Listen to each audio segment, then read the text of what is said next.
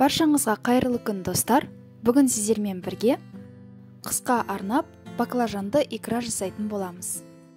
Видеоны міндетті түрде соңына дейін қараңыздар. Рецепт сіздерге пайдалы әрі қызықты болады деген сенімдемін.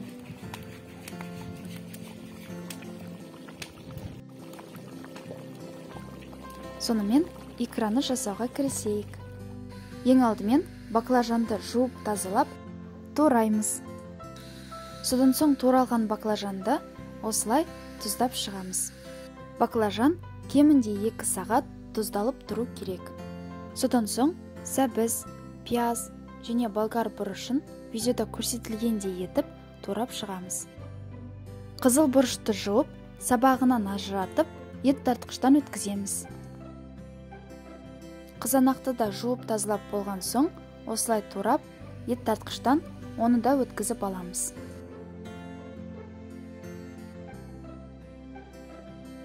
Сарымсақты да ет тартқыштан өткізуді ұмытпаңыздар. Және де тұз, қант, қара бұрыш және лавр жапырағын осылай дайындап қоямыз. Икраға кез келген аскөкті қолдансаңыз болады. Мен бүгін петрушка, укроп және райханды қолдандым.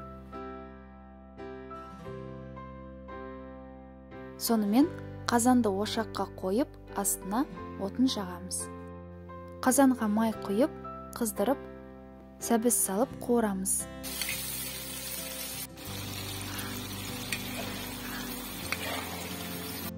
Сәбізді жақсылап қуырып болған соң, үстіне туралған пиязды салып, қуыруды жалғастырамыз.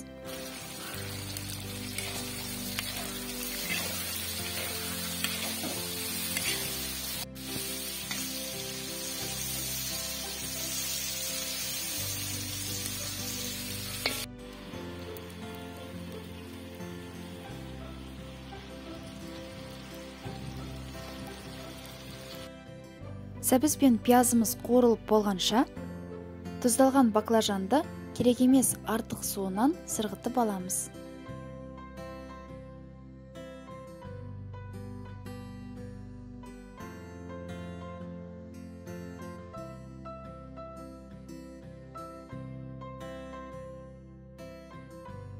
Біздің баклажанымыз да дайын.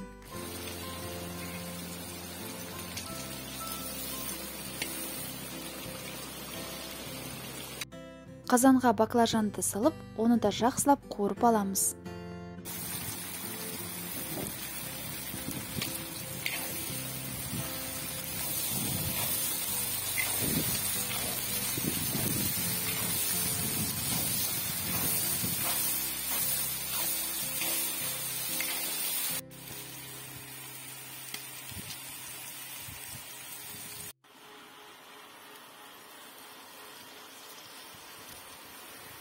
Баклажанды жақсылап қуырып алған соң, үстіне болгар бұрышын салып қуырамыз.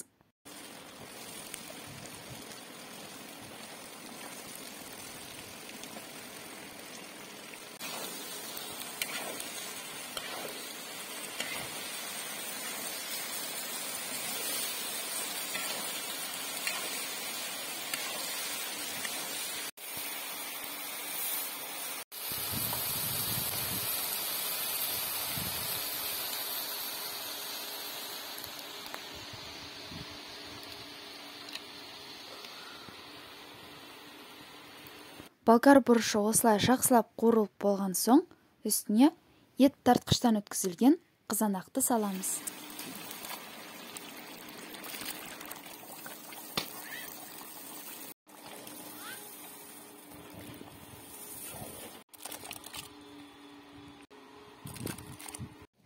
Қызанақты қазанға салған соң, қайнап шыққанын күтеміз. Икра кемінде 1 сағат қайнауы керек. Және де әр 5-10 минут сайын қозғап тұруды ұмытпаңыздар. Икра қайнап шығуымен ет тартқыштан өткізілген сарымсақ пен қызыл бұрышты саламыз.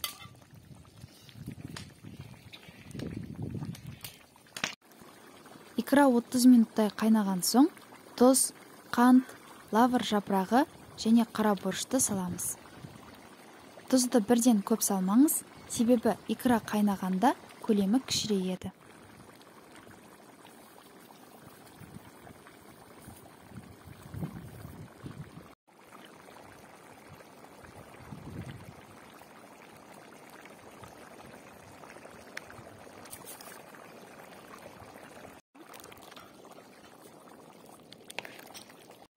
Икраға дәмдеуіштерді салып болған соң, укроп, петрушка және райханды турап саламыз.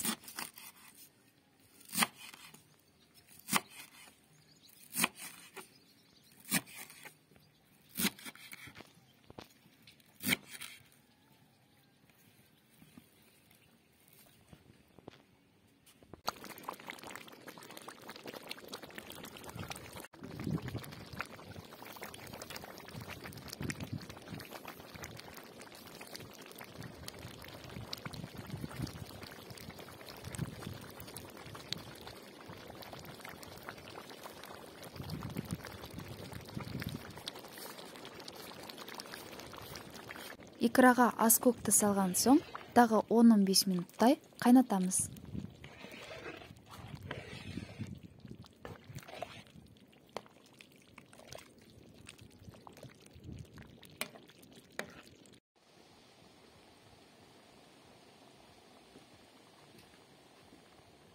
Біздің қысқа арналған тағамымыз да дайын. Менде барлығы 14 банка, яғни 28 литр икра шықты. Сіздерге бүгінгі рецепт ұнады деген ойдамын. Бізбен бірге болғандарыңыз үшін алғысым шексіз. Келесі кездескенше.